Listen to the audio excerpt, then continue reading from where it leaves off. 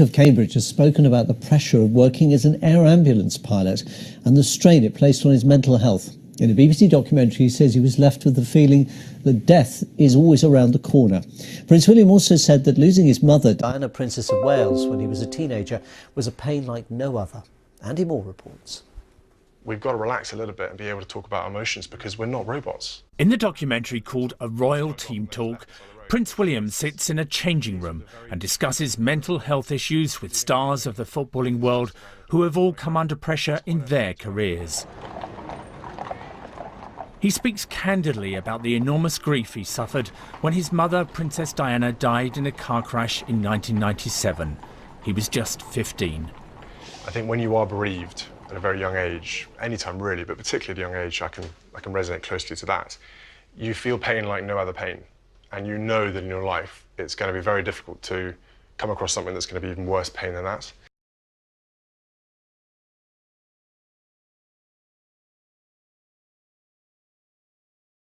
But it also brings you so close to all those other people out there who have been bereaved.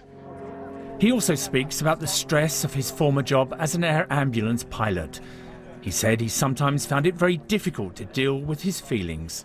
In some cases, very raw, emotional, day-to-day stuff where you're dealing with families who are having the worst news they could ever possibly have on a day-to-day basis. It leaves you with a very depressing, very negative feeling where you think death is just around the door everywhere I go. And that's quite a burden to carry and feel. Prince William says the best way to share that burden is to be honest and talk openly about the mental health issues that all of us experience. Andy Moore, BBC News.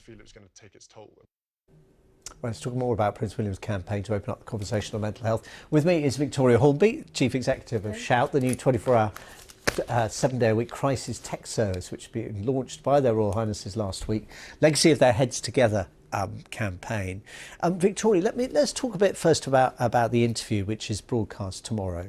A lot of very personal stuff, but the stuff when Prince William talks about working for the air ambulance service is quite interesting, because I suppose it's one of those areas in the emergency services we sort of understand that they're seeing stressful things, but perhaps we don't think about it in the same way we think of as, say, nurses and doctors in an accident, an emergency theatre might have to deal with.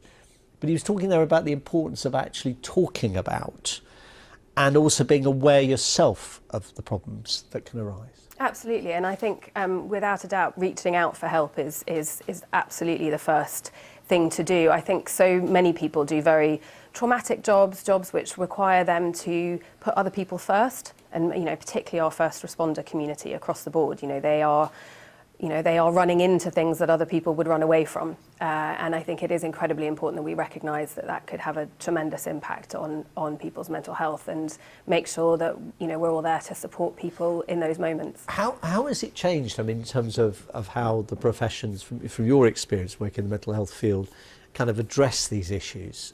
Because I think in a lot of organisations in the past, it's fair to say that people responded when there was a crisis, but often there wasn't much in the build-up to it. It took some fairly traumatic experience for an individual, for somebody to actually effectively have a breakdown in front of colleagues before people realised there was a problem. Yes, and I think it's becoming much more common now to make sure that sense of there being services there for people to support them from the outset. And actually we all respond to things very differently. So we might be fine for 3, 4, 6 months, a year after a traumatic event, but then need some support because something might just trigger that sense of needing help. So making sure that people know that they can get help, and I think crucially making sure that people don't feel that they will be stigmatised, that it will affect their job prospects if they reach out for help. I think that's one of the really crucial things across all workplaces.